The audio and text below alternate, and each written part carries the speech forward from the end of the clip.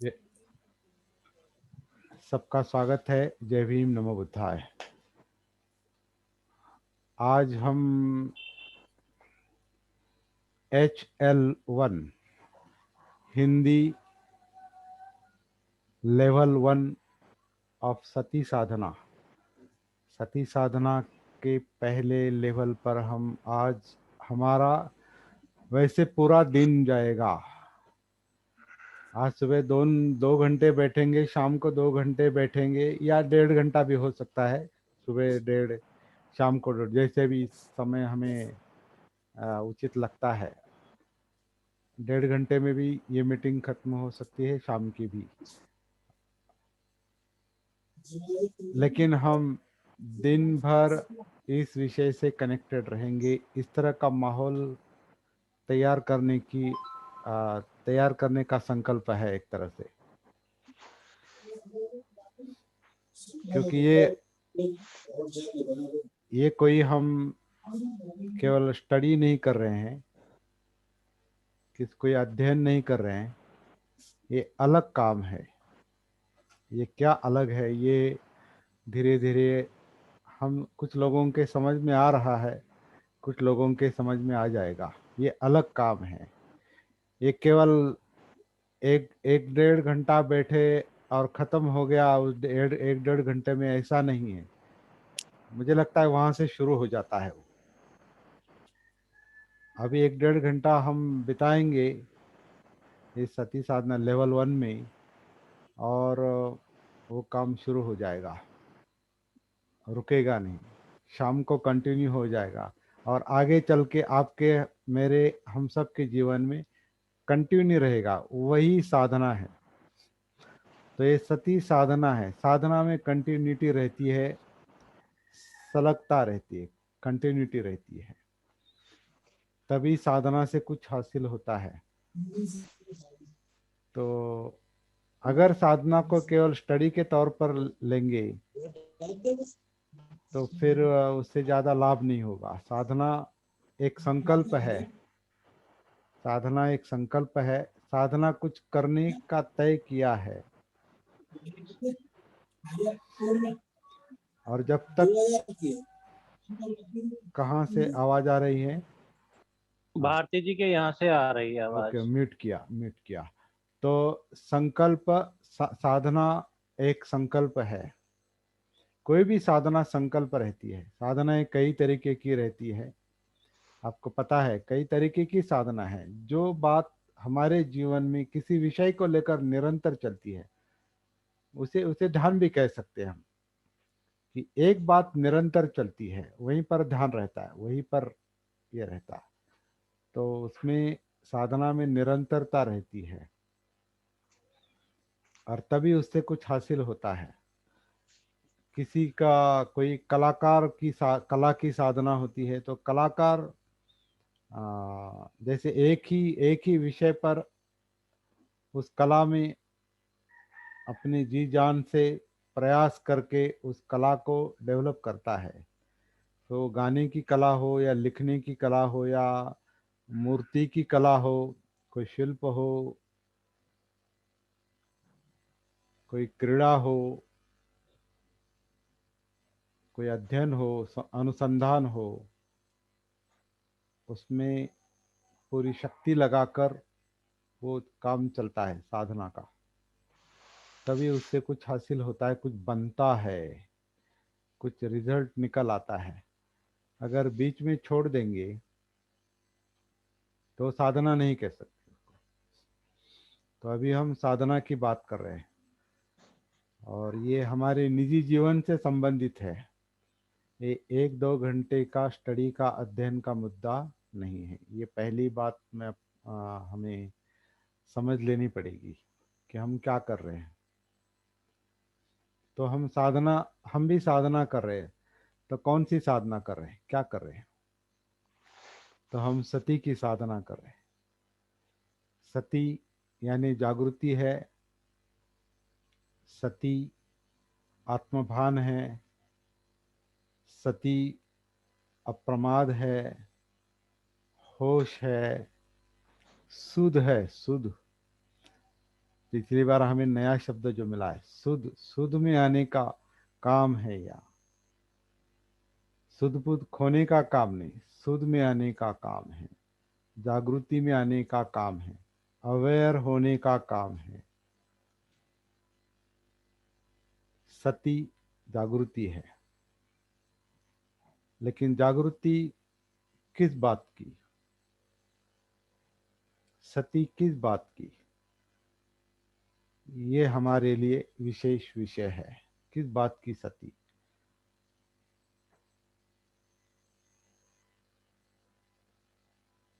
हमारी अपनी सती,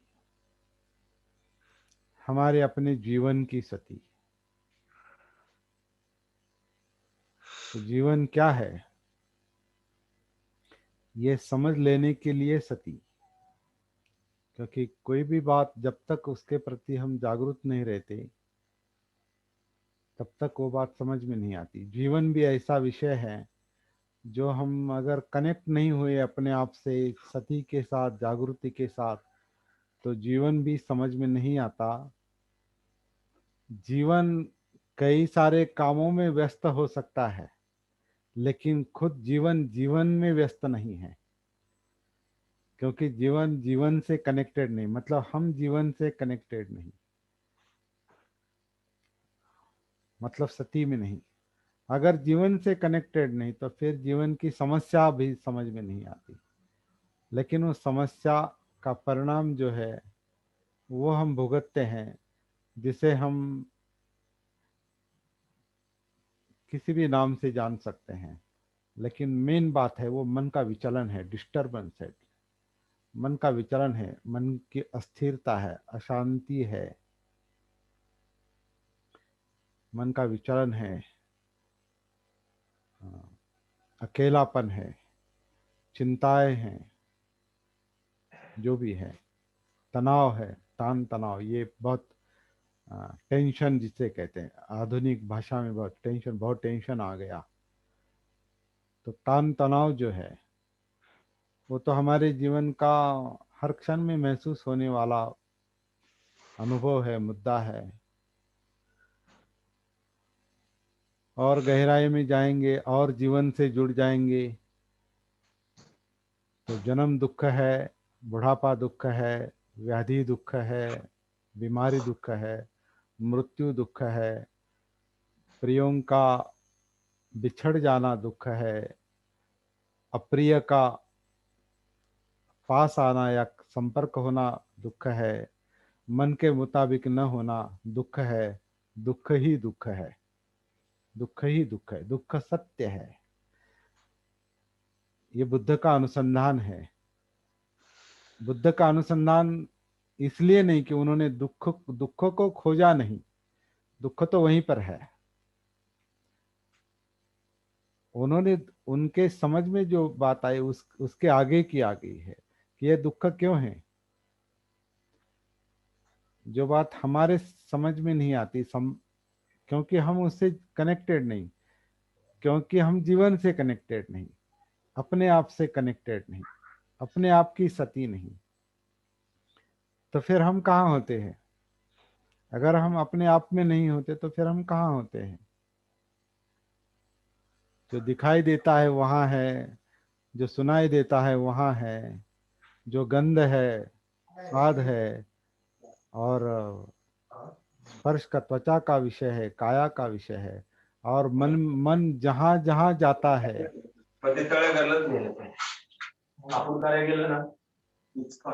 मन जहाँ जहाँ जाता है वहाँ वहाँ हम है, वहाँ वहाँ जीवन है। जहाँ जहाँ मन भटकता है वहाँ वहाँ हम है। इसका मतलब हम अपने आप में नहीं है।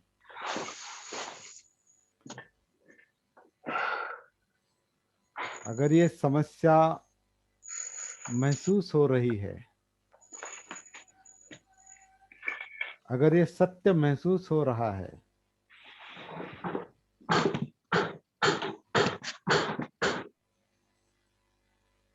अगर ये सत्य महसूस हो रहा है, समस्या महसूस हो रही है, और इस समस्या से बाहर आने का संकल्प किया है,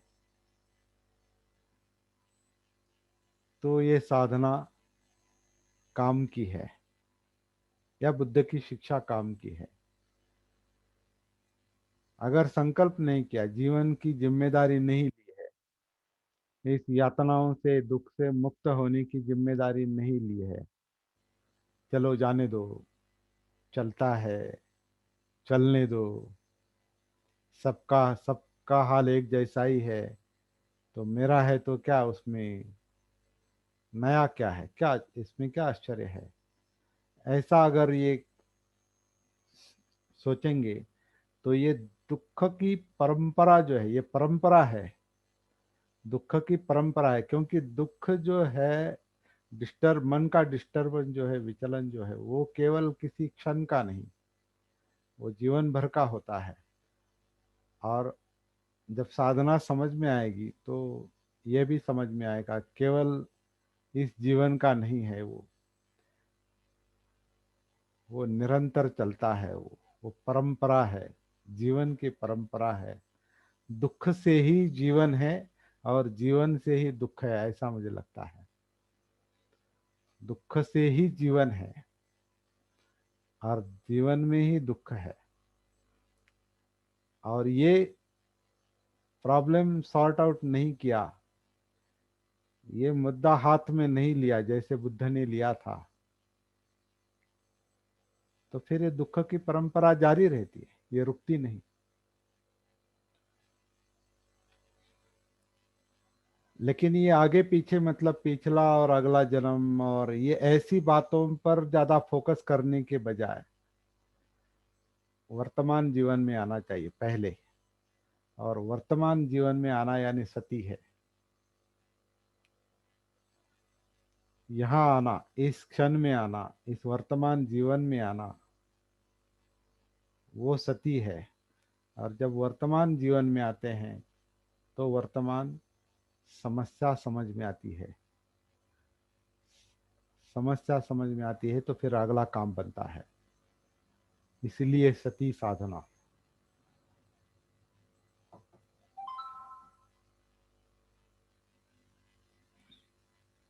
तो पहली बार ये समस्या बुद्ध के समझ में आ गई, इसलिए उन्होंने जो कुछ किया, क्या किया ये ठीक से पता नहीं है हमें। देखिए, ये भी मैं बात मुझे बताना बतानी चाहिए कि बहुत कुछ लोग कहते बुद्ध ने ऐसा कहा, बुद्ध ने इस ग्रंथ में ऐसा कहा।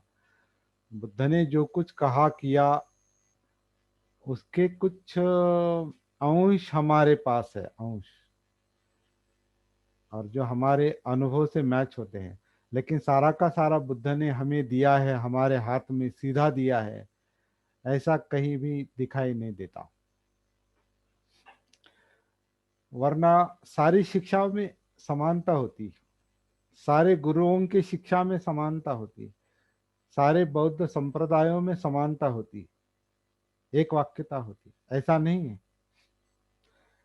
कई सारे संप्रदाय हैं, और उनकी अपनी अपनी ट्रेडिशन है, परंपरा है, और उसमें बुद्ध की शिक्षा अडॉप्ट की है, अडॉप्ट।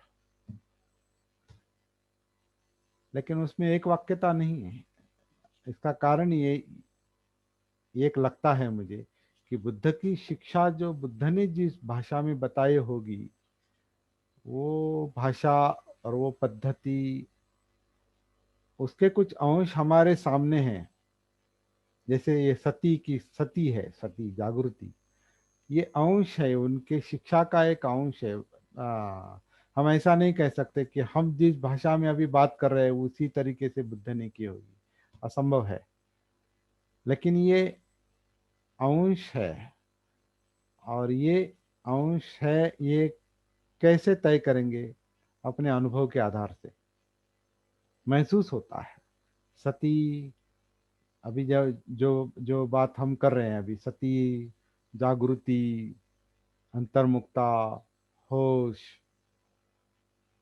सुध बुध, ये शब्द आप क्यों सुन रहे हैं? और क्यों लगता है कि ये परिचित शब्द है? क्योंकि अपने हम सबके अनुभव एक जैसे हैं।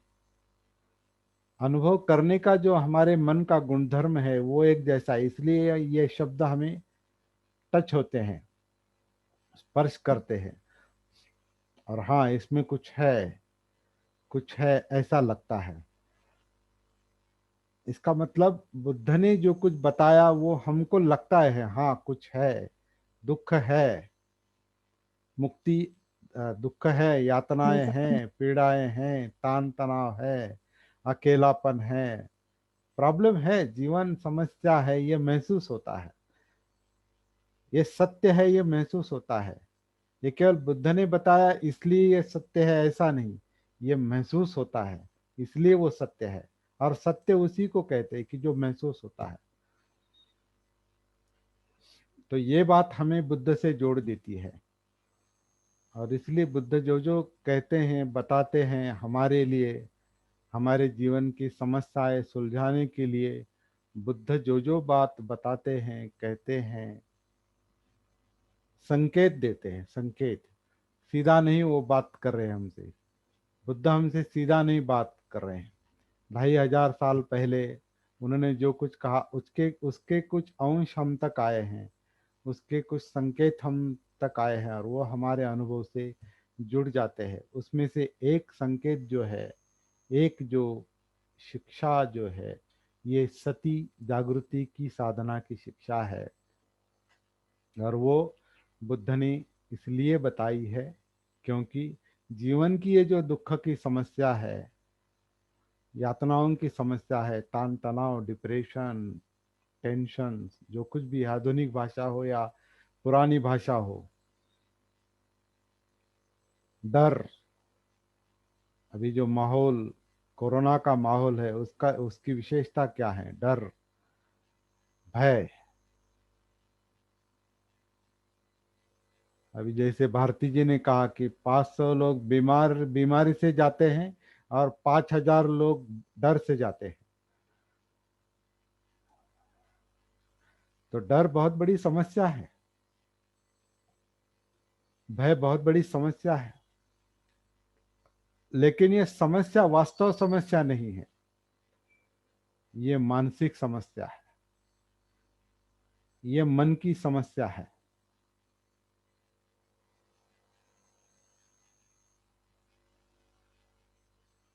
तो दुख मानसिक है, मन से संबंधित है। इसकी सती होनी चाहिए। दुख मानसिक है, मन से संबंधित है।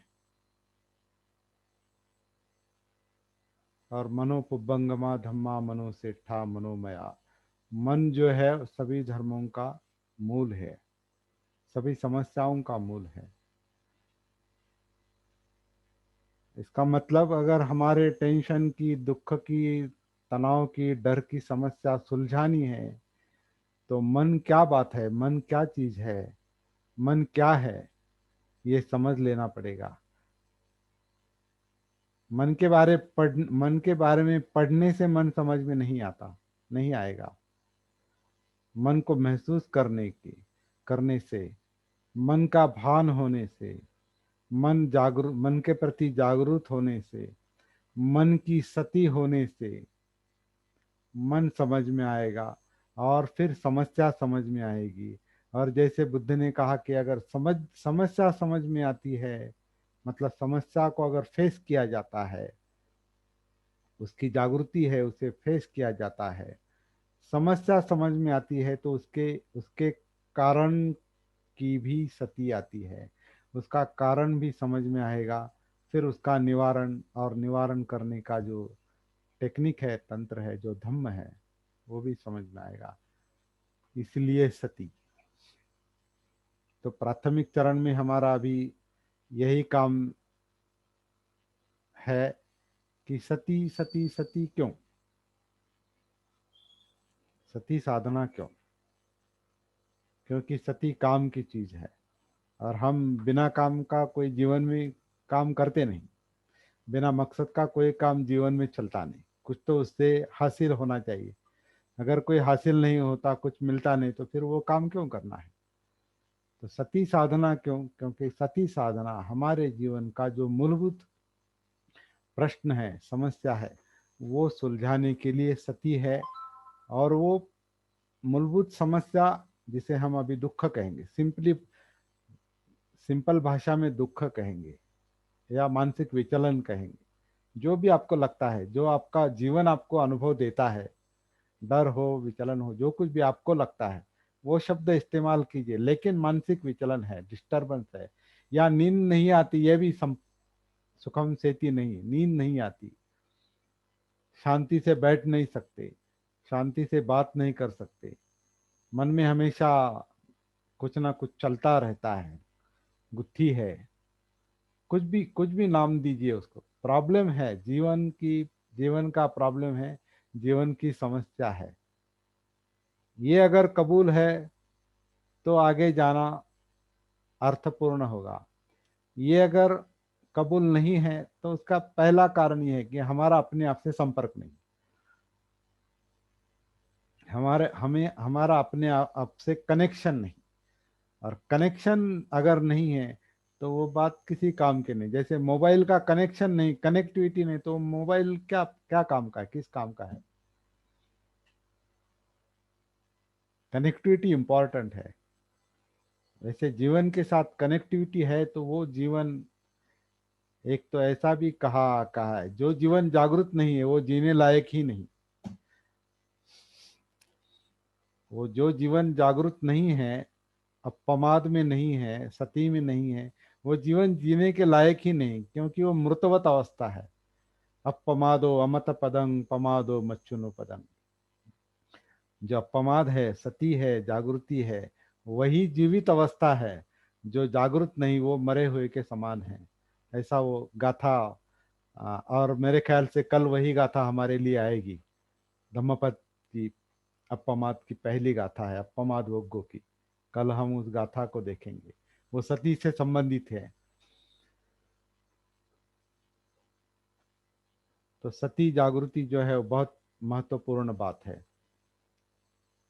बाबा साहब ने भी जागृति को, बाबा डॉक्टर बाबा साहब अम्बेडकर ने जागृति को सबसे अधिक महत्व दिया है। ऐसा भी उनका साहित्य पढ़ने से, उनके बारे में जितना हम सोचते हैं, वो महसूस हो रहा है कि उन्होंने भी, उनका भी सेंट्रल पॉइंट वही था, जन जागृति, लोगों को जगाओ।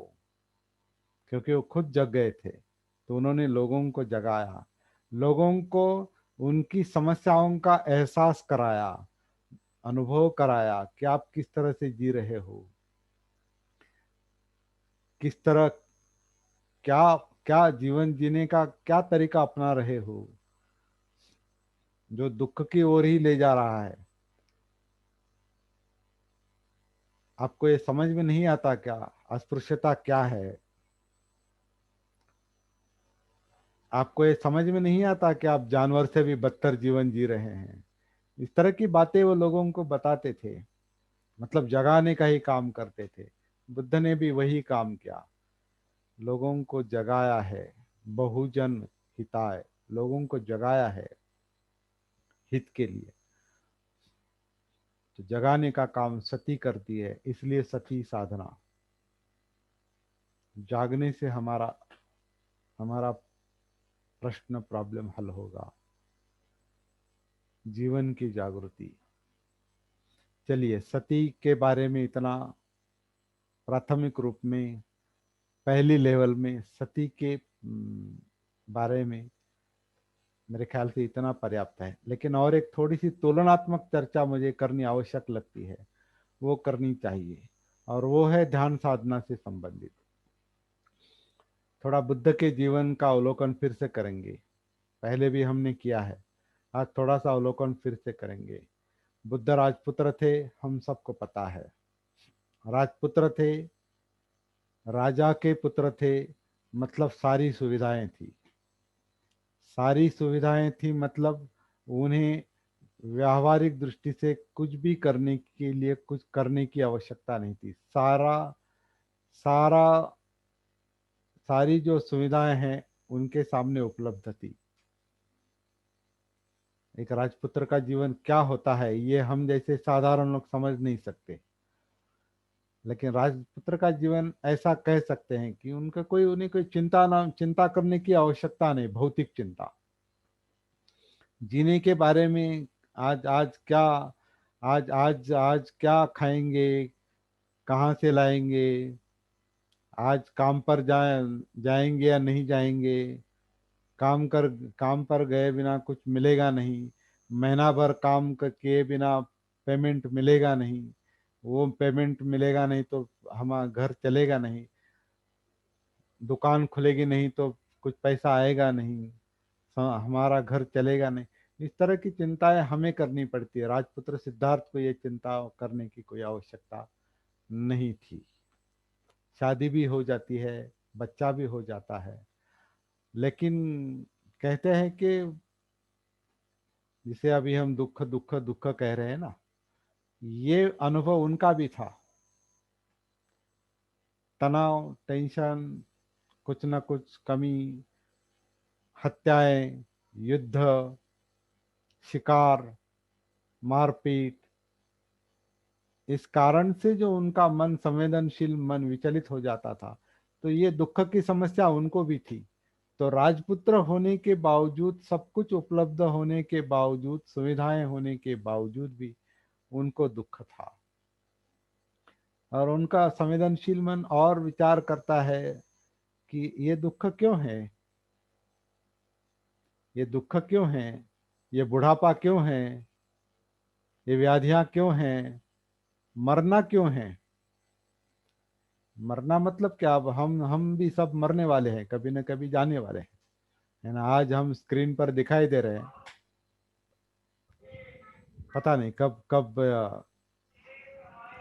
अनदेखे हो जाएंगे, मतलब डिसअपियर हो जाएंगे, है ना। मृत्यु है।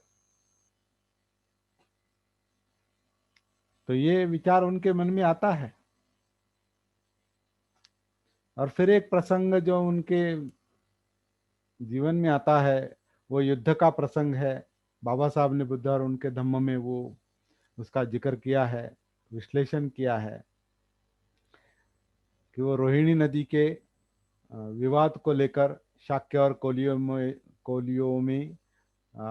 इनमें जो विवाद खड़ा होता है और युद्ध युद्ध की परिस्थिति निर्माण होती है, तो शाक्य संघ के लोग सिद्धार्थ को कहते हैं कि अभी हमें युद्ध करना पड़ेगा और तुम्हें भी इसमें सम्मिलित होना पड़ेगा। तो सिद्धार्थ गौतम उसे विरोध करते हैं कि पानी का मसला जो है वो चर्चा से हल नहीं हो सकता, क्या युद्ध करने की क्या जरूरत है, और युद्ध भी किसके साथ। एक तरफ माँ की तरफ के लोग, दूसरी तरफ पिता की तरफ के लोग, शाक्य और कोलिया। शाक्य उनका कुल था, कोलिया माँ का कुल था। तो इनमें जो युद्ध है, तो एक हारेगा, दूसरा जीतेगा। एक तो माँ के तरफ के लोग मारे जाएंगे या तो बाप के तरफ के लोग मारे जाएंगे, दोनों तरफ दुख ही दुख है। तो ये नदी का जो मसला है, पानी का मसला है, ये चर्चा से नहीं सुलझ सकता क्या। तो उनके समझ में ये आता है, उनको ये बताया जाता है कि तुम्हें युद्ध में सम्मिलित होना है या नहीं, ये बताओ। अगर तुम्हें युद्ध में सम्मिलित नहीं होना है तो फिर तुम्हारे परिवार पर, तुम पर बहिष्कार डाला जाएगा। इस बहिष्कार को स्वीकार कर लो, नहीं तो ये राज छोड़कर चले जाओ, कभी ये राज्य छोड़कर चले जाओ, राज्य त्याग करो।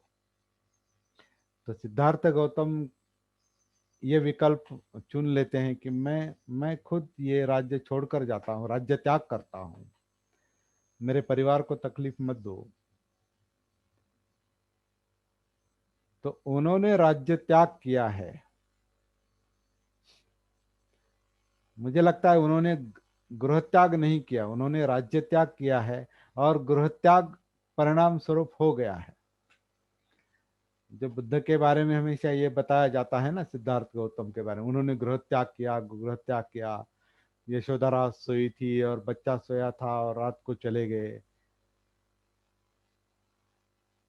इसमें कोई सत्यता महसूस नहीं हो रही है।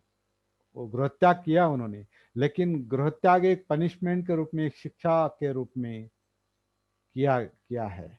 उनको राज्य त्याग करने के लिए शाक्य संघ एक शिक्षा देता है।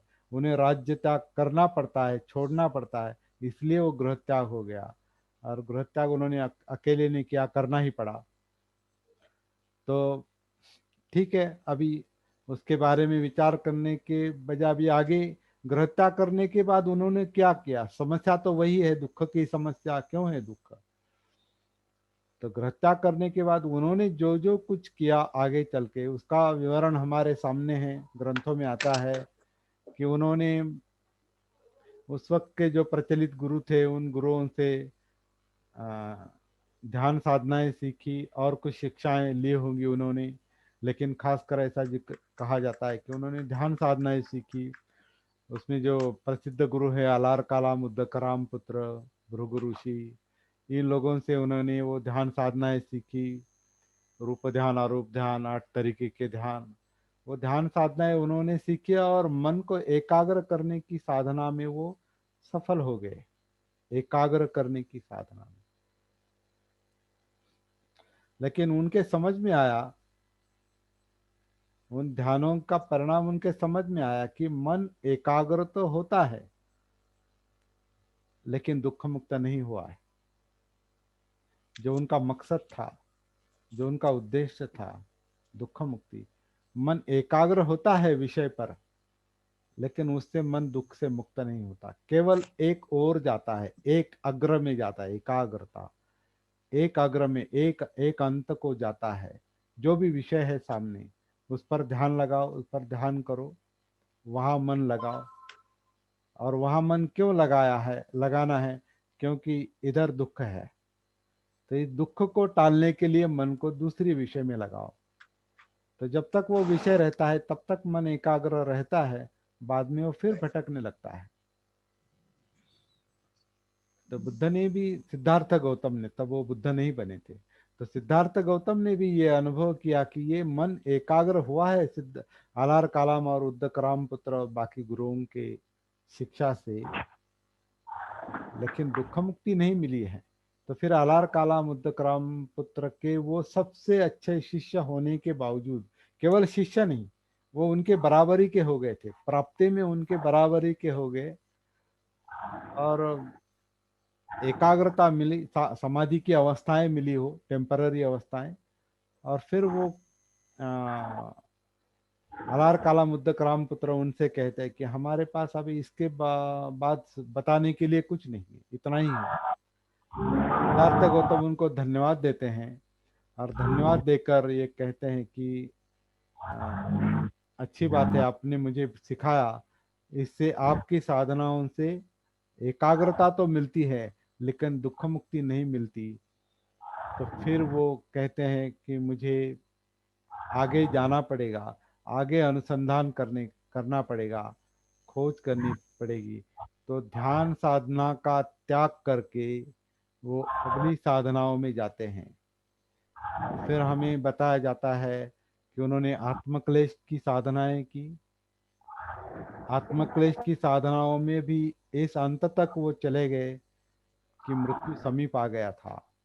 जब वो चक्कर आकर गिर गए, बेहोश हो गए, मूर्छित हो गए, तो जो जब सुजाता ने अन्न उनको दिया और वो होश में आ गए, तब उन्होंने अपनी ओर देखा तो वो पेट को हाथ लगाते तो रीढ़ की हड्डी हाथ में आती थी। वो पूरी तरह से क्रुश हो गए थे, पतले हो गए थे, पूरी अस्थि पंजर दिखाई दे रहा था, हड्डियों का सांपला दिखाई दे रहा था। मृत्यु समीप, मृत्यु को जैसे कि उन्होंने स्पर्श करके वो वापस आ गए। और फिर उनके मन में प्रश्न निर्माण होता है, जब मैं राजपुत्र था तब भी दुख था, अब मैंने तपश्चर्याएं की, ध्यान साधनाएं की, तपश्चर्याएं की, फिर भी दुख है। फिर दुख मुक्ति है या नहीं, दुख से मुक्ति है या नहीं। तब उनके मन में वो प्रसंग आता है जब वो बच्चे थे, छोटे थे, राजपुत्र सिद्धार्थ, और राज्य में वो जो एक त्योहार था वो प्रमंगल नाम का, उस त्योहार के वक्त जो शुद्धोधन वो हल चला रहे थे खेत में, ये प्रसंग बुद्ध और उनके धम्म में और ग्रंथों में आता है। तो जो सिद्धार्थ गौतम हल चला रहे थे कड़ी धूप में, मजदूर भी वो काम कर रहे थे, और सिद्धार्थ गौतम ऐसी कड़ी धूप में रुकने के बजाय शायद उनको बताया होगा कि जाओ पेड़ के नीचे जाके बैठो। तो वहाँ वो जाकर बैठते हैं। तो वहाँ क्या होता है ये कहना बताना बहुत मुश्किल है, लेकिन ऐसा कहते हैं कि वहाँ वो अपने आप से कनेक्ट हो गए, बैठे बैठे अपने आप से कनेक्ट हो गए, क्योंकि उनका माइंड मन जो है वो संवेदनशील था, वो चिंतनशील था, जीवन के बारे में सोचने वाला मन था, वो गाफिल मन नहीं था, बेफिक्र मन नहीं था। तो वो अपने आप से कनेक्ट हो गए। तो ये जो अनुभव है उनका, वो सती का था, ध्यान का था, क्या था उनको पता नहीं था। लेकिन जब वो सुजाता ने खीर दिया और बुद्ध गया में वो जो पेड़ के नीचे, अब उसे बोधि वृक्ष यानी पीपल का पेड़ कहते हैं, उसे बोधि वृक्ष के नाम से जाना जाता है, तो वो पेड़ के नीचे बैठे। तो और वो ये सोचने लगे कि वो बचपन में मुझे जो वो अनुभव आया था, कहीं वही तो आरंभ बिंदु नहीं है, स्टार्टिंग पॉइंट नहीं है। 9 वर्ष की उम्र में, सॉरी, क्या कहा सर? 9 वर्ष की उम्र में पहला ध्यान था हाँ, उनका। 9 वर्ष के उम्र में वो ध्यान नहीं था, वो अपने आप से जागृति की कनेक्टिविटी थी, सती है वो। मैं उसे सती मानता हूँ, मैं उस अनुभव से वो सती मानता, क्योंकि उस वक्त उनको ध्यान और ये बातें, क्योंकि कोई विषय नहीं था ना उनके मन में, वो बैठे और वो कनेक्ट हो गए, बैठे और कनेक्ट हो गए। अभी भी आप में से कुछ लोग अभी भी कनेक्ट हो गए होंगे अपने आप से, तो ये सती है, अभी इस क्षण में ये सती है। अभी आपके सामने कोई एक विषय नहीं है, एक विषय नहीं है तो एकाग्रता का संबंध नहीं, ध्यान का संबंध। ध्यान है लेकिन वो भटकता हुआ ध्यान है, ध्यान तो मन में चलता ही रहता है। मन ध्यान ही है, ऐसा ही मुझे लगता है, ऐसा भी लगता है। मन यानी ध्यान ही है, वरना विचार प्रक्रिया क्या है? विचार प्रक्रिया है ध्यान, ये विषय वे छोड़कर उसमें, वो छोड़कर उसमें, वो सब मन इधर उधर भटकता ही रहता है। और जहाँ उसकी इमोशंस जुड़ जाती है, भावनाएं जुड़ जाती है, चित्त जुड़ जाता है, वहाँ ज्यादा ध्यान करता है, ऐच्छिक विषय में ज्यादा ध्यान करता है, इंटरेस्ट के विषय में ज्यादा ध्यान करता है। आप जैसे अभी हरिश्चंद्र जैसे लोग कला में ज्यादा ध्यान देंगे वो, और कुछ ना कुछ उससे उभर आता है, वो ध्यान है।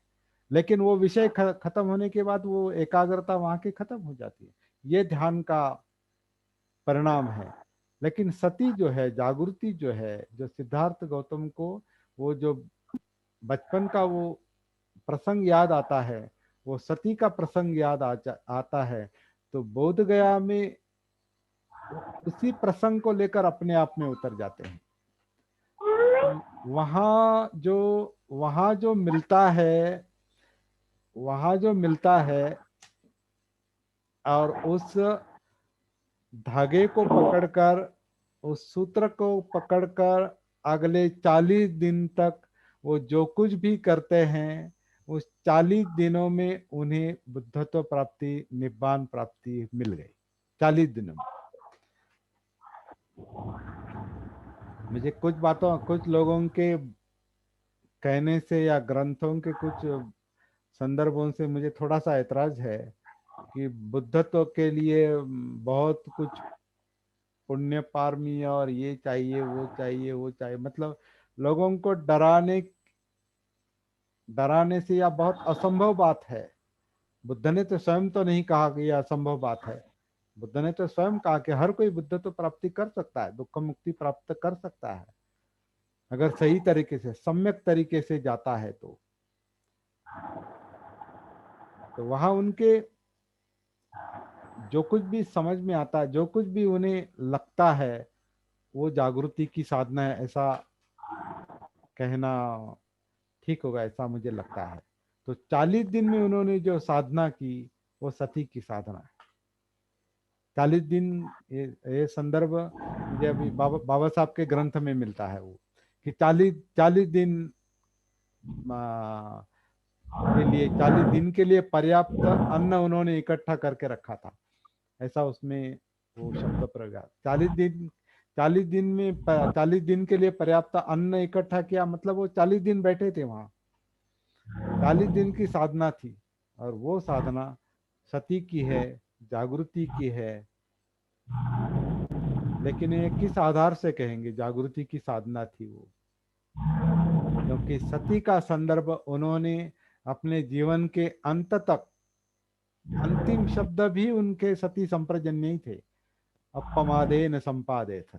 जागृति के साथ, सती के साथ प्रयत्नशील रहो। तो सती, जागृति, अप्रमाद ही उनका अंतिम संदेश था। और यहाँ बोधि वृक्ष के नीचे भी उनका पहली जो अंतर्दृष्टि है, वो ध्यान साधनाएं और आत्मक्लेश छोड़ने के बाद पहली जो अंतर्दृष्टि है वो सती की है, अप्रमाद की है, जागृति की है। तो उसी के आधार से उन्होंने वो प्राप्ति की है।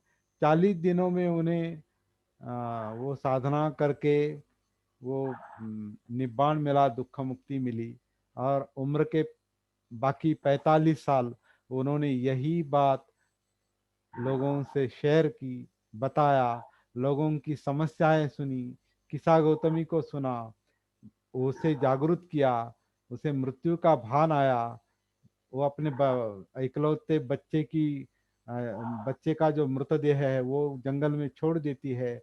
अंगुलीमाल से मिले, अंगुलीमाल जाग गया, हथियार डाल देता है, किस तरह से जी रहा हूँ ये समझ लेता है। पटाचारा पटेन जाग गया, पटाचारा जाग गई। कई सारे लोग जो है वो अपनी अपनी समस्या से लेकर जाग गए। कोई दूसरी तरफ ध्यान करके नहीं जागे, वो अपने अपने जीवन की समस्याओं को लेकर वो जागरूक हो गए। और वो समस्या उनके लिए वो मतलब एक चुभन थी ना वो। और हमारे जीवन में भी चुभन है, हर एक के जीवन में कुछ ना कुछ यातना है, कुछ ना कुछ संघर्ष है। हर एक के प्रश्न या तान तनाव अलग अलग होंगे, लेकिन तनाव है, दुख है। वो हर कोई अपने अपने जीवन से कनेक्ट होके देखेगा कि क्या तकलीफ है मुझे, और उस तकलीफ से बाहर आने का संकल्प करना चाहिए। तभी बुद्ध के धम्म के और साधना से कुछ लाभ है।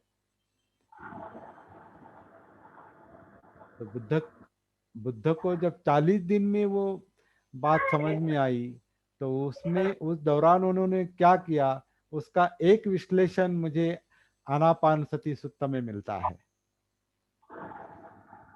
ये आनापान सती सुत्त एक मध्यम निकाय का 118 नंबर का सुत्त है। लेकिन वो पूरा सुत्त नहीं है, उसको मैंने संकलित करके और संपादित करके उसको ट्रांसलेट किया है। और सती साधना में उसे कैसे बिठाया जा सकता है साधना में, उस तरीके का ट्रांसलेशन मैंने किया। मेरे ख्याल से बहुत सारे लोगों के पास इसकी कापियां हैं। तो उसको लेकर, उसके आधार से अभी हम सती साधना की बात करेंगे।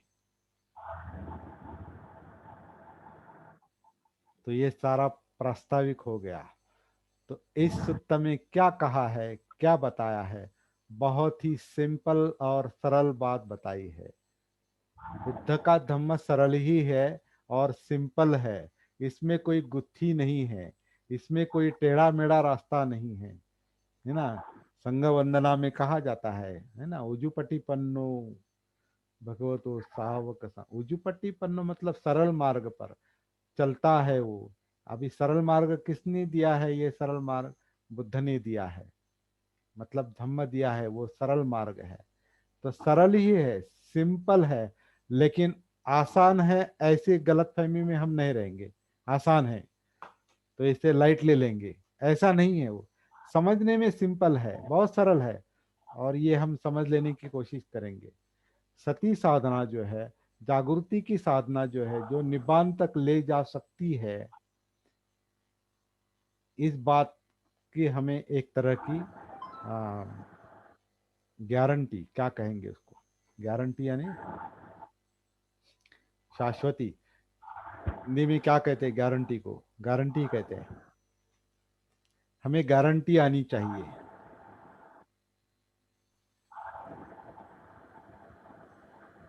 राजेश सर, गारंटी को क्या कहते हैं हिंदी में? आवाज नहीं आ रही। वचन हो गया सर, हाँ, वचन हो गया, वचन, गारंटी। वचन। वचन नहीं, गारंटी मतलब मुझे इस बात की गारंटी है कि ये होगा। मुझे इस बात की गारंटी है कि ये होगा। जैसे अभी एक, विश्वास भी हो सकता है सर, हाँ, गारंटी। विश्वास। Right right right right right right. विश्वास भी हो सकता है। मुझे इस बात का विश्वास है, तो इस बात का विश्वास हमें होना चाहिए कि हम जो कुछ कर रहे हैं उससे हमें हमारी समस्या सुलझ जाएगी। इस पर विश्वास होना, श्रद्धा नहीं। श्रद्धा अलग बात है। श्रद्धा और विश्वास में अंतर है। विश्वास में अनुभव की बात आती है। जिस बात का अनुभव होता है उस बात पर विश्वास होता है।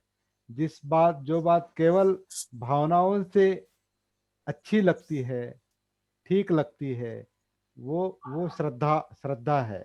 श्रद्धा से अगला चरण जो है, अगली स्टेप जो है, वो विश्वास है। और विश्वास बहुत इंपॉर्टेंट है। विश्वास से ही संकल्प बनता है। विश्वास एक दृष्टि है। बंद हो गया क्या? हेलो। विश्वास से संकल्प बनता है।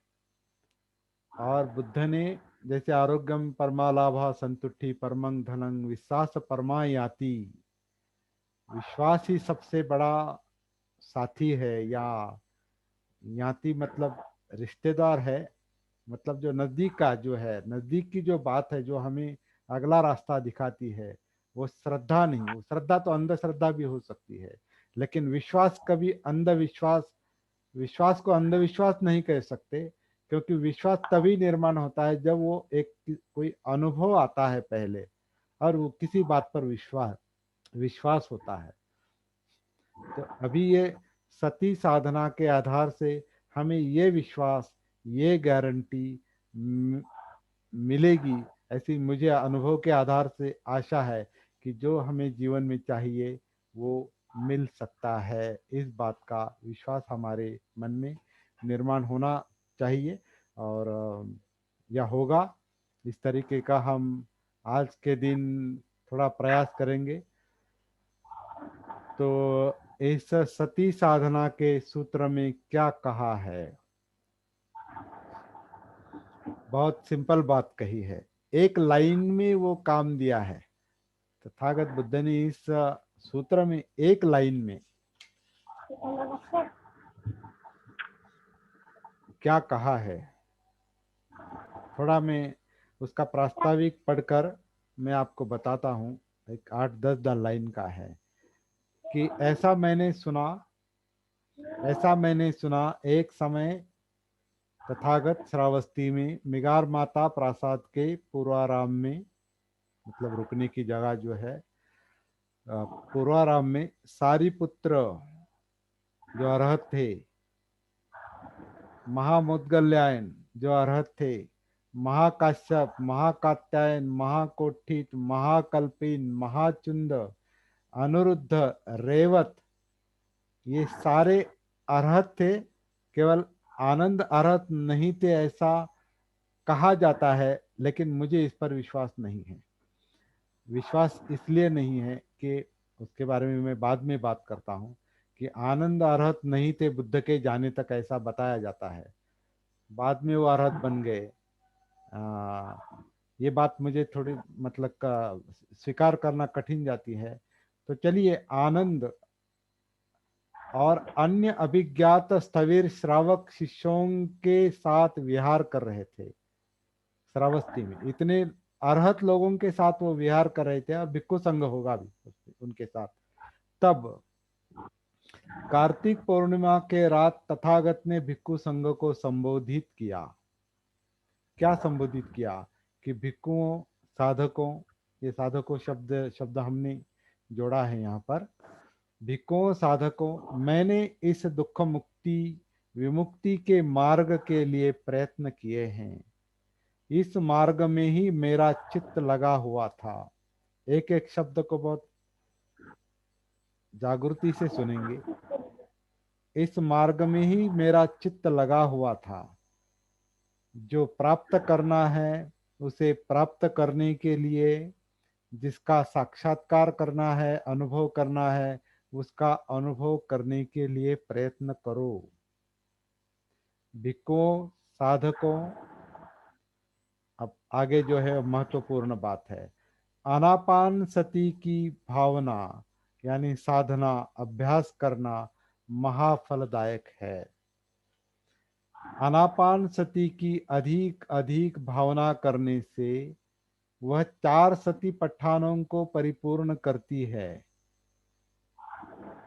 और सती पट्ठानों की भावना अधिक करने से वह 7 बुद्ध्यांगों की परिपूर्णता साध्य होती है और 7 बुद्ध्यांगों के कारण विद्या और विमुक्ति यानी दुख मुक्ति, निब्बान, जो हमारे सारे सारे सारे कर्मों का एक तरह से मकसद होता है, विमुक्ति, दुख मुक्ति, इसकी परिपूर्णता 7 बुद्ध्यांगों के कारण होती है। तो 3 बातें बताई हैं, हालांकि एक्चुअली 4 हैं, लेकिन 3 बातें हैं। आनापान सती, सतीपट्ठान, सप्त बुद्ध्यांग, और इन तीनों का परिणाम जो है वो विद्या विमुक्ति है। विद्या यानी अविद्या नष्ट होना और विमुक्ति यानी दुख मुक्ति है, निब्बाण है, बुद्धत्व है। अब आनापान सती, हाँ, अब ये जो लाइन है, ये इसे मैं वन लाइन कहता हूँ, मतलब ये सार है, पूरे बुद्ध धर्म का सार है, साधना का सार है, और आनापान सती सुत्त का ये सार है कि आनापान सती की भावना करना महाफलदायक है। लेकिन वो किस तरह से करेंगे तब वो महाफलदायक होगी, ये हम देखने की कोशिश करेंगे। यही हमारा अभी यहाँ अनुसंधान चलेगा। आज के इतवार, अगला इतवार, उसके बाद का इतवार, 3 इतवार यही अनुसंधान चलेगा। आज के दिन हम केवल आनापान सती पर विचार करेंगे, आज, अभी और शाम को। आनापान सती की भावना मतलब क्या, किस तरह से आनापान की सती डेवलप की जाती है, विकसित हो सकती है, इस पर हम कुछ बात करेंगे। और ये किस तरह से महाफलदायक हो सकती है, इसका कुछ संकेत अगर मिलता है, हमको कुछ संकेत मिलता है, एक विश्वासजनक संकेत मिलता है, तो वो बहुत बड़ी बात होगी। वही आज के दिन भर के साधना की प्राप्ति होगी, ऐसा मुझे लगता है। वो महसूस होना चाहिए कि हाँ, ये आनापान सती अभी हम जिस तरीके से करेंगे वो हमें आगे ले जाएगी। कहाँ ले जाएगी? सतीपट्ठान में। सतीपट्ठान 4 है। प्रस्थान यानी आगे जाना, जैसे गाड़ी प्रस्थान करती है। गाड़ी प्रस्थान करती है मतलब क्या, एक स्टेशन से अगले, आगे, उसके आगे, उसके आगे प्रस्थान करती है, गाड़ी छोड़ती है। वो स्थान छोड़ना मतलब प्रस्थान। तो 4 सती पट्ठान मतलब इन 4 स्थानों से सती आगे जाती है, डेवलप होती है। पहले तो अनापान सती है। अनापान सती इस तरीके से होनी चाहिए कि वो सती पट्ठान में उतारेगी। तो सती पट्ठान में पहला चरण है ये हमारी काया, ये शरीर पूरा, टॉप टू बॉटम, सिर से लेकर पांव तक।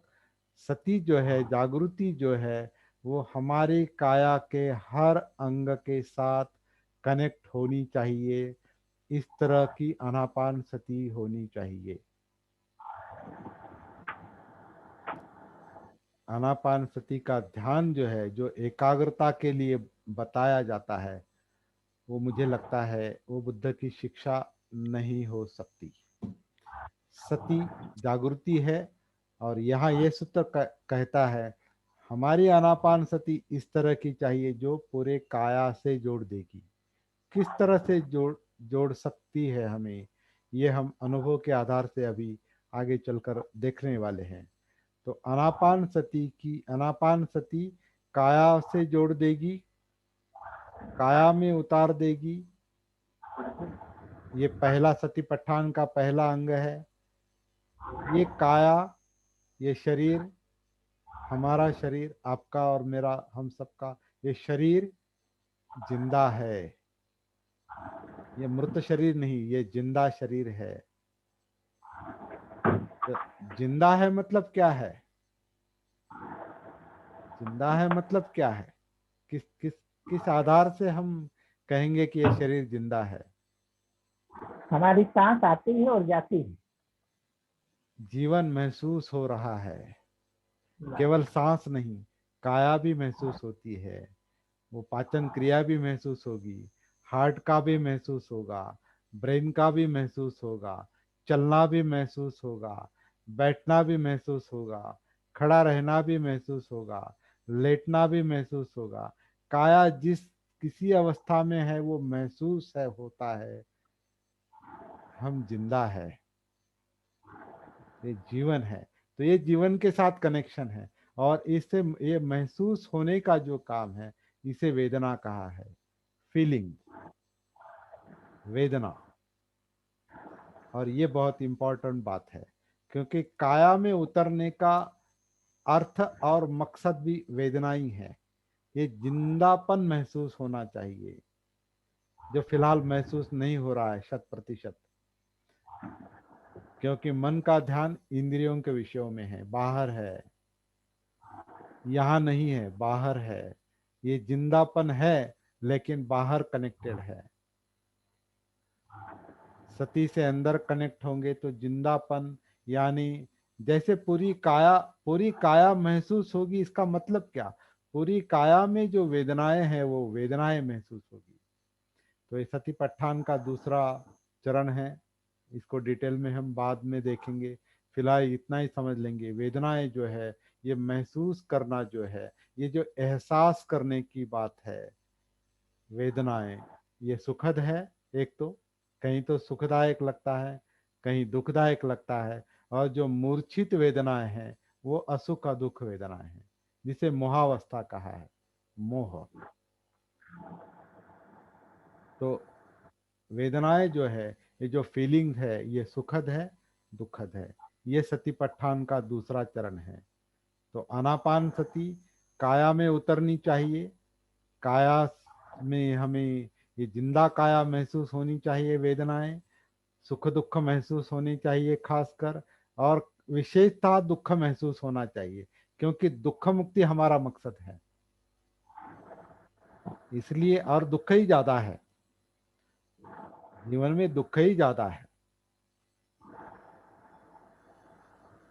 सुख पाहता जवा पाड़े दुख पर्वता एवढे, ऐसा मराठी में एक कहावत है।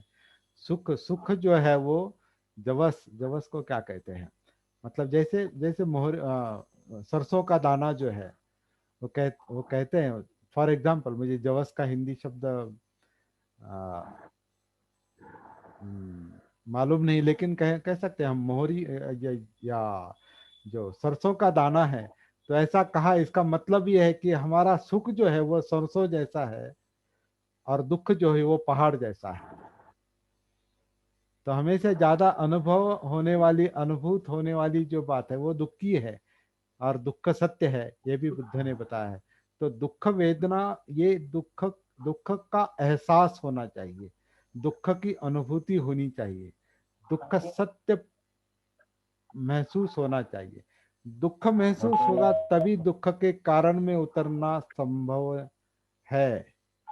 अगर दुख से ही कनेक्शन नहीं है तो फिर कारण में नहीं जा सकते, फिर दुख का निवारण नहीं हो सकता, और दुख मुक्ति कभी भी नहीं मिल सकती।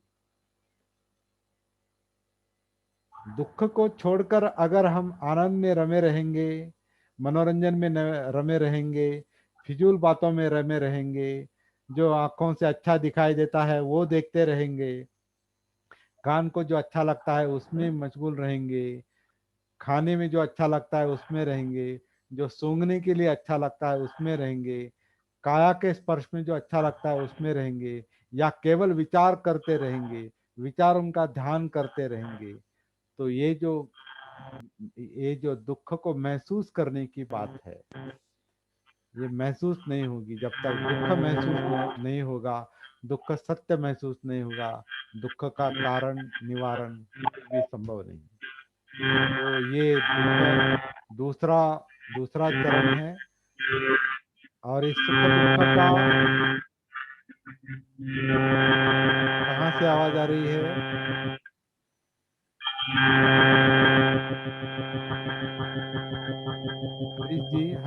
हरीश जी आपके वहां से आवाज आ रही है क्या?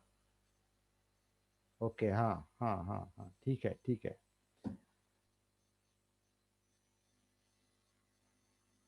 हरीश जी आप सुन पा रहे हैं?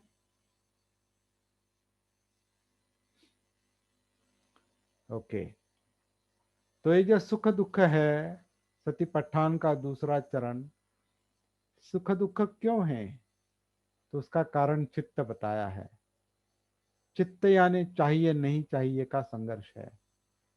चित्त यानी चाहिए नहीं चाहिए, राग और द्वेष, राग और द्वेष, इसका संघर्ष है। इन्हीं के कारण मन भटकता है। और इस सब का जो इंटरप्रिटेशन, इसका जो विश्लेषण, इसका जो धम्म विचय चलता है मन में, वो मनोधम्म है, विचार प्रक्रिया है।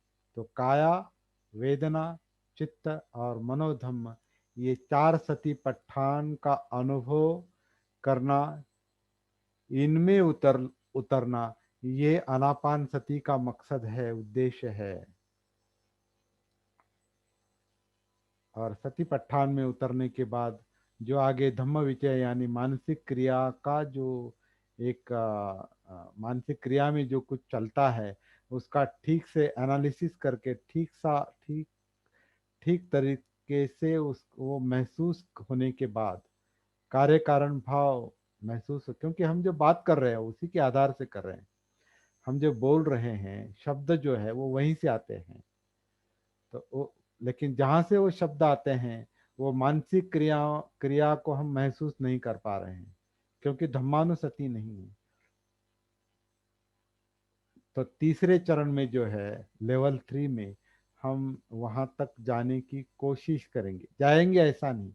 इसलिए सारे सारे जो अभी लेवल 1 to 3 को मैं इंट्रोडक्शन ही कहता हूँ फिलहाल, परिचय है ये कोई अभी ये आज दिन आज दिन भर में हमने आनापान सती का अभ्यास किया, उस पर चिंतन किया, और थोड़ी प्रैक्टिस भी समझ में आ गई। आप सब लोग अपने आप से कनेक्ट भी हो गए।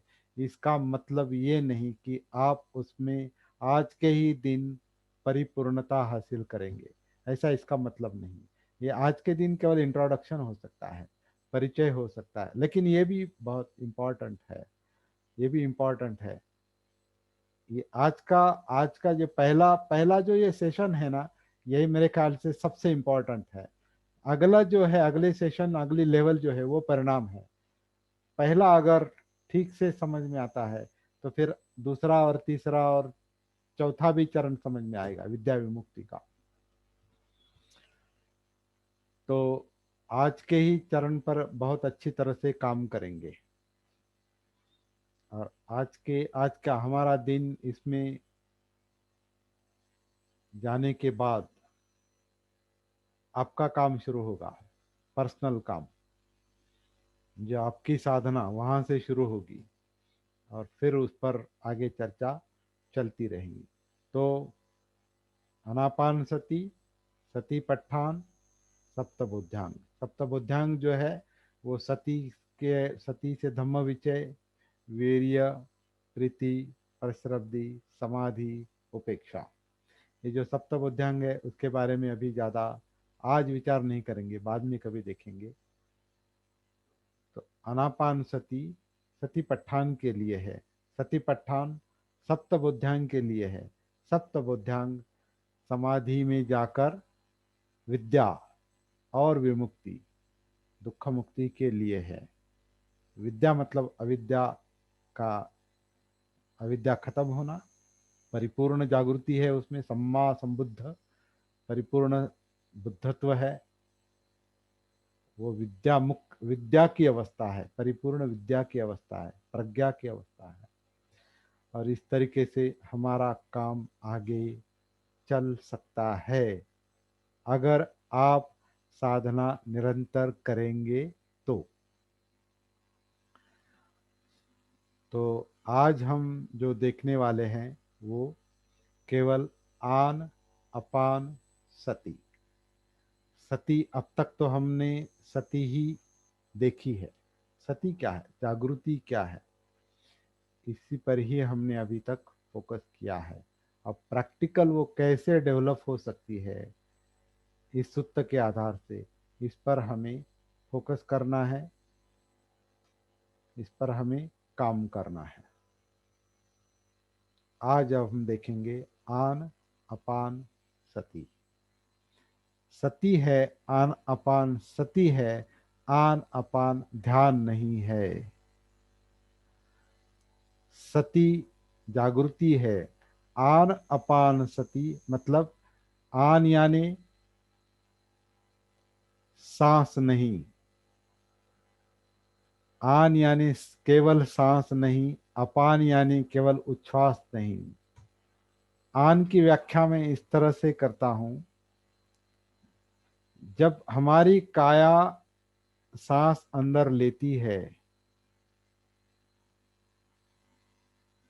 कैसे लेती है वो अनुभव करना है। जब हमारी काया सांस अंदर लेती है तो काया का सांस अंदर लेने का जो कार्य है, जो क्रिया है, जिसमें ये पूरा कंधे से लेकर कमर तक का ये जो धड़ का हिस्सा है वो काम, वो व्यस्त है, उसका कुंचन प्रसरण होता है, ऊपर नीचे और साइड पूरा इसका जो है वो आकुंचन प्रसरण होता है। वहाँ सांस लिया जाता है, पेट के अंदर, नाभि के पीछे, जो इस पेट और छाती को डिवाइड करने वाला जो बीच का जो पर्दा है, जिसे श्वास पटल कहते हैं, डायफ्राम कहते हैं, उसका जो आकुंचन प्रसरण चलता है, और उस डायफ्राम को भी नीचे खींचने वाला पेट में जो कुछ है, जो कुछ है उसका, उसको हम नाम नहीं दे सकते लेकिन अनुभव कर सकते हैं। कुछ ना कुछ ऐसा है जो श्वास पटल को नीचे खींचता है, छाती में एक वैक्यूम तैयार हो जाता है, खालीपन तैयार हो जाता है, और खालीपन में हवा आती है, इसलिए आन होता है। हमारी काया आन करती है। मैं तो इसे आनापान कहने के बजाय काया आनापान ही कहना ज़्यादा पसंद करता हूँ, जो प्रैक्टिस के लिए भी आसान होता है। काया आन करती है, काया सांस अंदर लेती है।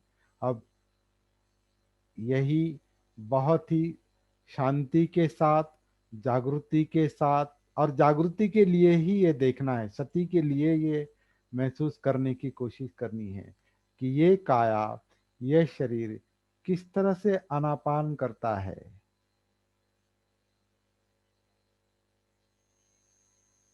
क्या हो रहा है।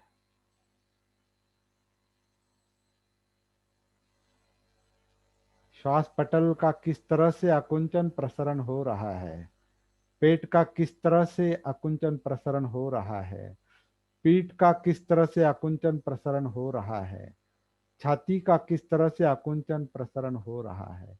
ये पूरा जो हिस्सा है धड़ का, अंदर, अंदर, बाहर नहीं, अंदर, क्योंकि पेट के अंदर ये सब चल रहा है, छाती के अंदर चल रहा है, धड़ के अंदर चल रहा है, वहां आन हो रहा है, अपान हो रहा है।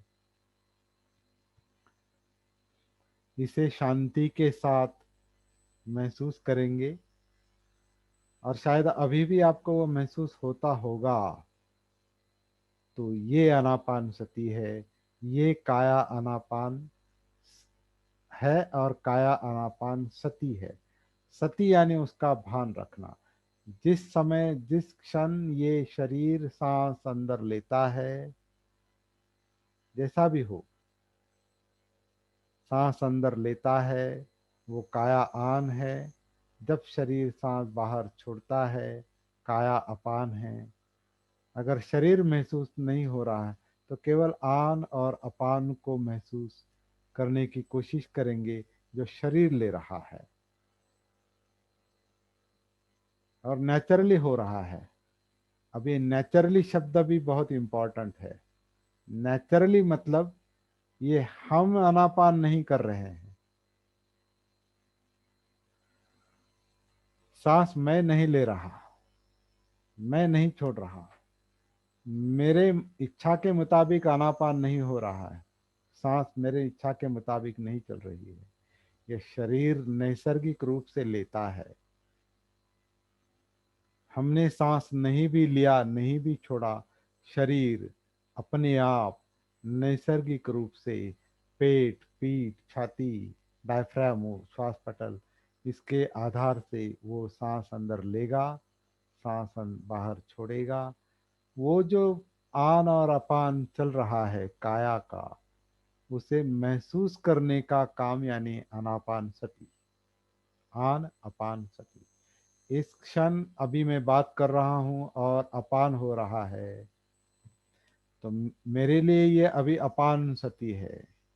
आपके लिए शायद आन सती हो सकती है।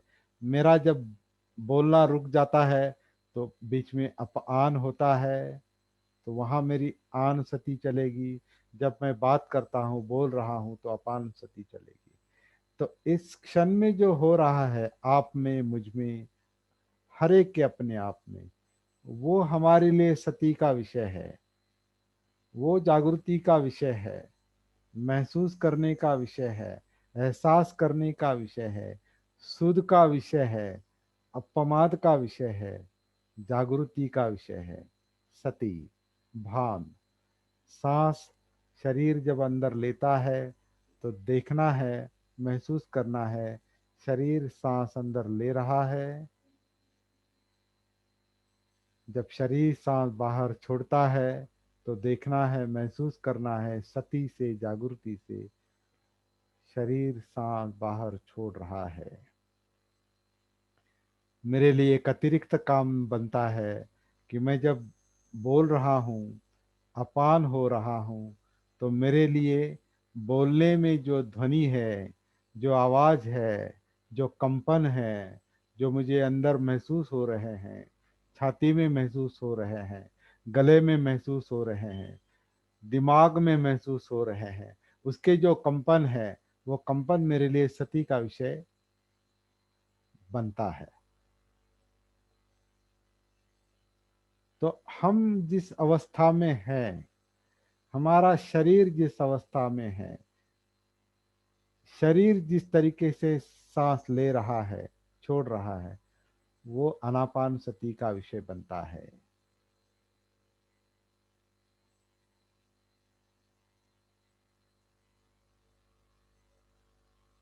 इसका मतलब ये नहीं जब हम आनापान सती कर रही हैं तो केवल आनापान ही महसूस हो रहा है, ऐसा नहीं है।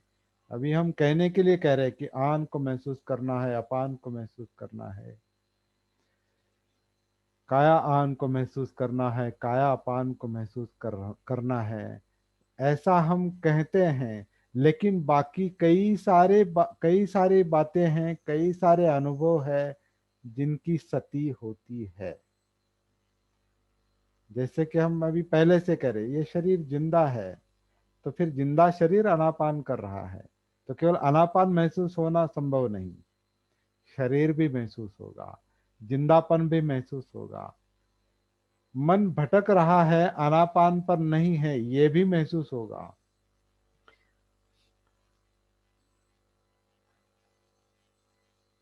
बीच में कोई ऐसा भी ये लगता होगा कि ये कब तक चलेगा, ये कभी ना कहेंगे खत्म होना चाहिए, मुझे जाना है। तो इसमें मन अगर ये भटक कहीं दूसरी ओर ध्यान जाता है, उसका ध्यान। तो ये भी सती का विषय है। तो सती सती का कोई एक विषय नहीं।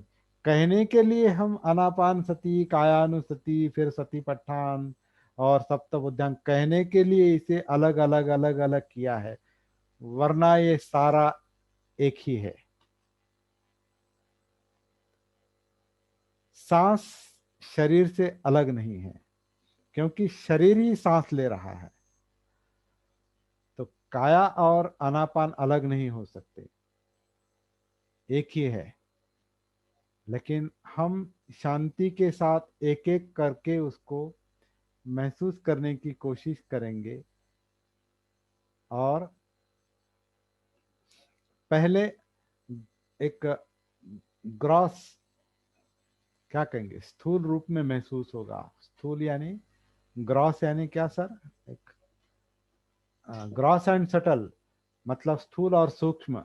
सूक्ष्म के विरुद्ध क्या होता है? पहले शुरू में ग्रॉस मतलब क्या, एक जैसे कि आनापान को महसूस कर रहे हैं या काया आनापान को महसूस कर रहे हैं, तो बहुत बड़ा महसूस होगा, बहुत कुछ है उसमें।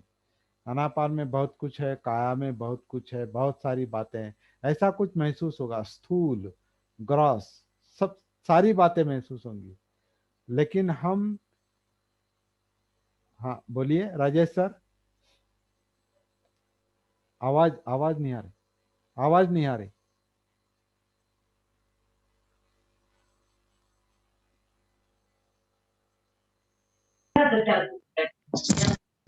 आ रही सर, आवाज आ रही सर। नहीं नहीं, राजेश सर की आवाज मुझे नहीं आ रही है। क्या वो कुछ कहना चाहते हैं, कुछ शब्द बताना चाहते हैं मेरे ख्याल से। स्थूल के लिए क्या शब्द है? ग्रॉस। हाँ, ग्रॉस, ग्रॉस यानी बड़ा, बड़ा और छोटा, स्थूल और सूक्ष्म। तो हम जैसे सती, सती को आनापान सती के आधार से जैसे जैसे डेवलप, विकसित करने की कोशिश करेंगे, काया में उतर के काया को देखने की कोशिश करेंगे, तो ऐसा महसूस हो, बहुत बड़ी बात महसूस हो रही है। लेकिन वो बड़ी बात, वो सांस के लेवल पर हो या काया के लेवल पर हो, वो बड़ी बात जैसे जैसे महसूस होती रहती है, उसका बड़ापन कम होता है और सूक्ष्मता में वो आता है, सूक्ष्मता में आता है। और वो सूक्ष्मता आना मतलब हमारी काया और सांस ट्रैंक्विलाइज हो रहे हैं, समथा में गए हैं, शांत हो गए हैं। और ये पहला परिणाम है, ये काम नहीं कह सकते इसको, ये परिणाम है, हमारी साधना का पहला परिणाम है। सती जिसको जिसको टच करेगी, जिसके जिसके साथ सती जागृति रहेगी, वो शांत होगा। पहले सांस शांत होता है, फिर काया शांत होती है, फिर वेदनाएं शांत होती है, फिर चित्त शांत होता है, फिर विचार प्रक्रिया शांत होती है, और फिर वहां धम्म विचय शुरू होता है। एनालिसिस, संशोधन, अनुसंधान जो है वो वहां से शुरू होगा। तो इस तरीके से हमें ये काम करना है। तो आज के दिन पहली लेवल में हम केवल आनापान सती पर इस तरह से फोकस करेंगे। ये सेशन खत्म होने के बाद भी, हाँ, हर एक को अपने, मतलब शाम तक, मतलब निरंतर करना है। वैसे ये काम निरंतर करना है, ये केवल आज के लिए नहीं है, निरंतर करने का काम है। लेकिन आज के लिए ऐसा कह सकते हैं, एक होमवर्क अपने लिए। अभी ये सेशन खत्म होने के बाद एक होमवर्क, क्या होमवर्क रहेगा कि ये काया, ये शरीर किस तरह से सांस अंदर लेती है, किस तरह से सांस बाहर छोड़ती है, इसे महसूस करने का, इसके प्रति जागरूक रहने का काम करना है।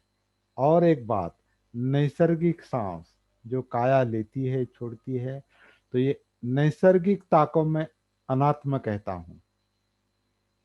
ये शब्द अगर आपको फायदेमंद लगता है तो, अनात्म सांस, अनात्म आन, अनात्म अपान। तो अनात्म का मतलब इतना ही है कि नैसर्गिक रूप से, मैं नहीं ले रहा, मैं नहीं छोड़ रहा, नैसर्गिक रूप से शरीर, ये जीवन, जीवन शरीर यानी जीवन है, जिंदापन है।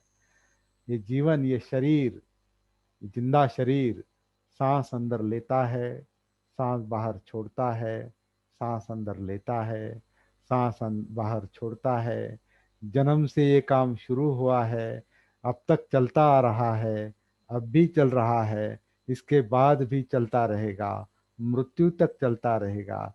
ये आन और अपान है, इस पर जिंदगी चलती है। मतलब एक एक एक कारण है उसका, केवल हवा नहीं, बाकी भी बातें हैं, लेकिन सांस जो है वो जिंदगी का अविभाज्य अंग है, जीवन का अविभाज्य अंग है, शरीर का अविभाज्य अंग है। उस शरीर के हिस्से के रूप में, शरीर के एक अंग के रूप में आनापान को महसूस करेंगे, केवल हवा के रूप में नहीं। हवा के रूप में देखेंगे, उसका कुछ अलग करेंगे तो फिर वो ध्यान में चला, वो विषय ध्यान में जाता। सती का विषय जो है वो जागृति के लिए सांस का एक तरह से उपयोग करना है। जागृति के लिए सांस, फिर काया, सांस यानी आन अपान, फिर सती के लिए काया आन काया अपान।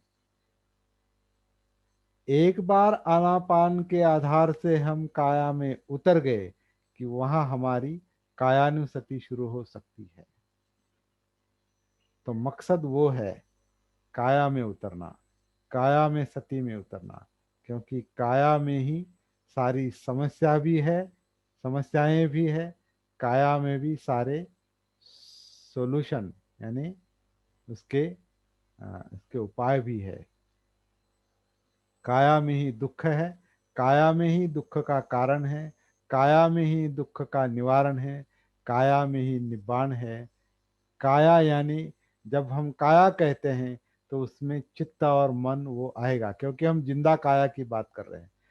बीच में हम चित्त शब्द नहीं इस्तेमाल कर रहे हैं या मन शब्द इस्तेमाल नहीं कर रहे हैं, वो हिडन है, वो अध्यावृत है। एक्चुअली हम मन की ही बात कर रहे हैं। जब काया की बात कर रहे हैं तो मन की बात कर रहे हैं, क्योंकि काया और मन, नाम और रूप इकट्ठा है, एक ही है। तो पहला काम, जब शरीर सांस अंदर लेता है, शरीर सांस बाहर छोड़ता है, काया आन काया अपान। जिस वक्त काया आन करती है उस वक्त काया आन सती, जिस वक्त काया अपान करती है तब काया अपान सती। नहीं तो काया आन कर रही है और हम अपान के बारे में सोच रहे हैं, और जब काया अपान कर रही है और हम आन के बारे में सोच रहे हैं, तो वो सोचना है, वो प्रैक्टिस, साधना नहीं। वो थिंकिंग अलग है, साधना अलग है। थिंकिंग प्रोसेस अलग है, साधना अलग है। सती की साधना मतलब वर्तमान में, इस क्षण में उतरना है। अभी, इस क्षण में। और इस क्षण में कई सारी बातें हैं, जैसे कि अभी आप सुन रहे हैं, ये भी इस क्षण में चल चल रहा काम है। सुन रहे हैं, आपका शरीर एक पर्टिकुलर अवस्था में बैठा है या हलचल कर रहा है, बैठा है या हलचल कर रहा है, तो वहां हमारी सती चाहिए कि हलचल हो रही है। अगर स्थिर बैठे हैं, बैठे हैं, हलचल हो रही है, हलचल हो रही है। थोड़ी देर के बाद ये सेशन खड़े होने के समाप्त होने के बाद खड़े होंगे, खड़ा हो गया है, शरीर खड़ा हो रहा है, आनापान भी चल रहा है, शरीर खड़ा हो रहा है, चल रहा है। बाद में खाना खाएंगे, जो भी एक्टिविटीज करता है शरीर और मन भी, वो सती का विषय है। लेकिन फिलहाल अभी शुरुआत जो है वो आन सती, अपान सती, अनात्म आन सती, अनात्म अपान सती, अनात्म काया आन सती, अनात्म काया अपान सती, इस तरह से उसे एक तरह से समझने के लिए अलग अलग किया है, लेकिन ये अलग अलग महसूस होगी ऐसा कोई नहीं है। ऐसी बात नहीं कि आपको अलग अलग महसूस, सब इकट्ठा महसूस हो सकता है, क्योंकि शरीर और सांस अलग नहीं है। कहने के लिए हम अलग अलग कह रहे हैं इसको। जैसे मैंने कहा कि सांस और चार सतिपट्ठा मतलब अनापान, चार सतिपट्ठान सप्तबोध्यांग और विद्या विमुक्ति, ये कहने के लिए अलग अलग है, सब एक ही है, एक ही जगह पर है। एक एक करके उसे देखने की कोशिश करेंगे। तो अभी हमारा रास्ता अगर इससे क्लियर हो गया है कि क्या करना है, तो ये सेशन सफल रहा। रास्ता अगर समझ में आता है या पहला चरण भी समझ में आता है, पर्याप्त है, काफी है। आन अपान, काया आन काया अपान, अनात्म काया आन अनात्म काया अपान। ये अनात्म जो है, ये बहुत इंपॉर्टेंट बात है सर, मैं बताना चाहता हूं। क्योंकि ये अनात्म, आत्म यानी मैं, सेल्फ, ईगो, सत्काय दृष्टि, ये बहुत बड़ी बाधा है दुख मुक्ति में, पहली बाधा है। सत्काय दृष्टि पहली बाधा है, इसलिए हम ये अनात्म पर ज्यादा ये कर रहे, थोड़ा फोकस कर रहे हैं। अभी मेरे ख्याल से बहुत सारे लोग इसमें सीनियर है, और ये अनात्म, ये सत्काय दृष्टि और ये शब्द कुछ लोगों को परिचित होंगे, कुछ लोगों को नहीं होंगे। लेकिन मैं भाव जो है, आत्म भाव जो है, सेल्फ व्यू जो है, इसे सक्काय दिट्ठी कहा है। स्व काया दिट्ठी यानी मैं, ये काया मैं हूं, ऐसा लगना या ऐसा मानना, ये सक्काय दिट्ठी है। लेकिन ये काया मैं हूं, ये सत्य है क्या? ये काया मैं हूं।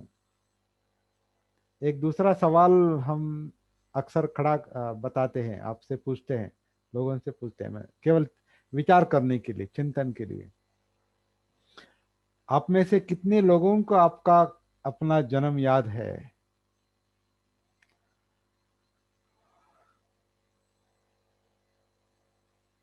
कितने लोगों को अपना खुद का अपना जन्म याद है? किसी को नहीं। किसी को नहीं सर। किसी को जन्म याद नहीं। या है कोई ऐसा जिसको अपना जन्म याद है खुद का?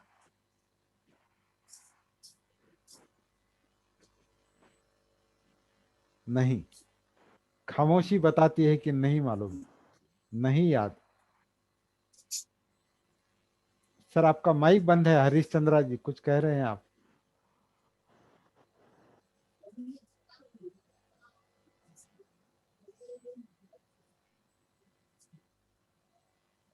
हाँ बोलिए सर। हम ये कह रहे हैं कि जन्म दो प्रकार के हैं। नहीं, आपको अपना जन्म याद है क्या? आपका जन्म की घटना आपको याद है क्या, ये मैं पूछना चाहता हूँ। दो प्रकार, तीन प्रकार वो नहीं दे। आपका, आपको अपना जन्म, या यहाँ से सबके लिए, मेरे, मुझे भी अपने आप से ये प्रश्न है, सवाल है कि मैं, मुझे अपना जन्म की घटना याद है क्या, एक्चुअल बर्थ? और इस बर्थ के बाद ये शरीर ने जो जन्म लिया है, इस काया ने जो जन्म लिया है, वो काया एक 2 4 5 6 7 8 साल तक की याद भी नहीं। बचपन याद नहीं, हमारा पूरा बचपन हमको याद नहीं। और फिर इस काया के साथ ही ये मेरा मैं जुड़ा है, तो इसका मतलब क्या हुआ? तो ये जो लगता है कि ये काया मैं हूं, मेरी है, इससे बुद्ध ने पहला रोड़ा, पहला संयोजन मुक्ति में कहा है कि ये जो मैं है, ये भ्रम है। मैं मेरा मैं मेरा ये भ्रम है। जहाँ जन्म याद नहीं, जन्म के दिन के कुछ, जन्म के बाद के कुछ दिन याद नहीं। और इतना ही नहीं, अभी हम, जैसे मेरी मेरी उम्र अभी 67 शुरू हो गई है, और 66 साल का जब मैं विचार करता हूँ तो बहुत थोड़ा याद है मुझे।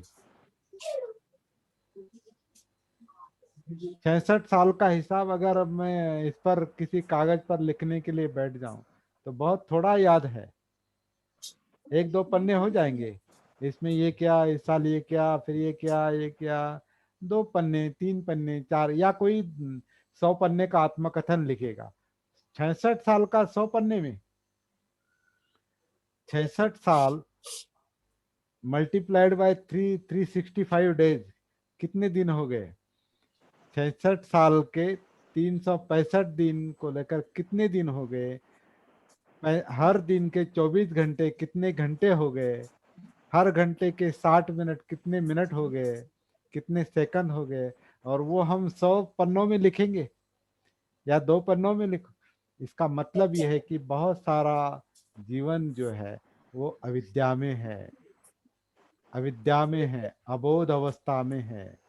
और यही अनकॉन्शियस, क्योंकि माइंड अनकॉन्शियस है, जागरूक नहीं है, सही बात है सर। सती में नहीं है, इसलिए जानता नहीं है, इसलिए पता नहीं है, इसलिए बता नहीं सकते। सही बात। तो ये जो मूर्छित जीवन है, जो अविद्या में जीवन है, जो मोहावस्था में है, इसको जागरूक करने का पहला काम है। तब कहीं जाकर समस्याएं समझ में आएगी और कैसे सुलझानी है वो समझ में आएगी। इसीलिए सती साधना है। मेरे ख्याल से बहुत कुछ बताया आज प्राइमरी लेवल पर, लेवल 1 के पहले भाग में। शाम को हम इसी सती साधना के खासकर आनापान सती के ऊपर हम और ज़्यादा फोकस करेंगे।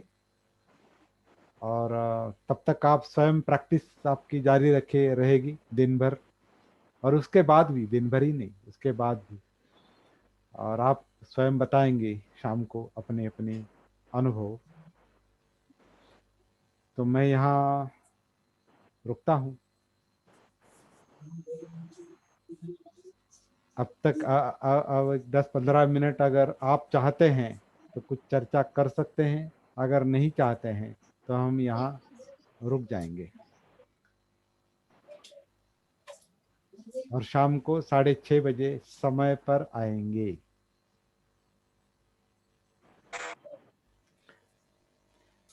बोलिए। बहादुर सिंह जी, राहुल, राहुल कौन है? कस्बे सर। राहुल कांबळे। राहुल कांबळे, बहुत अच्छा। राहुल कांबळे, आप चेहरा क्यों नहीं दिखा रहे हैं? बहादुर सिंह जी, कस्बे सर, शेंडे सर, त्रिभुवन सर। हाँ, बहुत अच्छा। स्वागत है राहुल जी आपका। आप आप पीछे क्यों बैठे? आपने तो आगे आना चाहिए। बोलिए। और कुछ चर्चा के लिए कुछ विषय है? 10-15 मिनट है हमारे पास। अगर आप चाहते हैं कुछ चर्चा करना, कोई मुद्दा छूट गया है, कोई समझ में नहीं आया है, सती, साधना, आनापान, 3 ही मुद्दे आज हमने लिए हैं और उसको लेकर बाकी बातें की है लेवल 1 पर।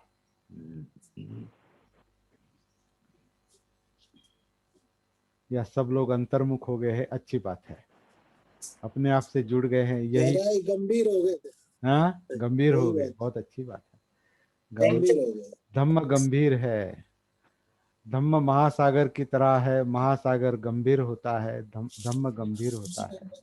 यहाँ दिमाग ज्यादा काम नहीं करता, यहाँ अनुभव काम करता है, सती काम करती है, दिमाग बंद होता है।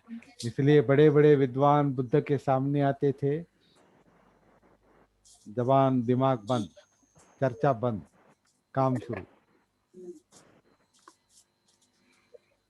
अभी अभी हमारा काम शुरू हो गया है। कुछ लोगों का कई महीने पहले शुरू हो गया है, क्योंकि ऐसे सत्र हमने बहुत लिए हैं, दो चार लिए हैं। एक 35 दिन का मराठी में, 40 दिन का हिंदी में, फिर गए महीने में हमने लेवल 1, 2, 3 उसका एक थोड़ा परिचय लिया है। अभी भी परिचय ही जारी है। परिचय ज्यादा दिनों तक चलता रहेगा, फिर साधना में उतरेंगे।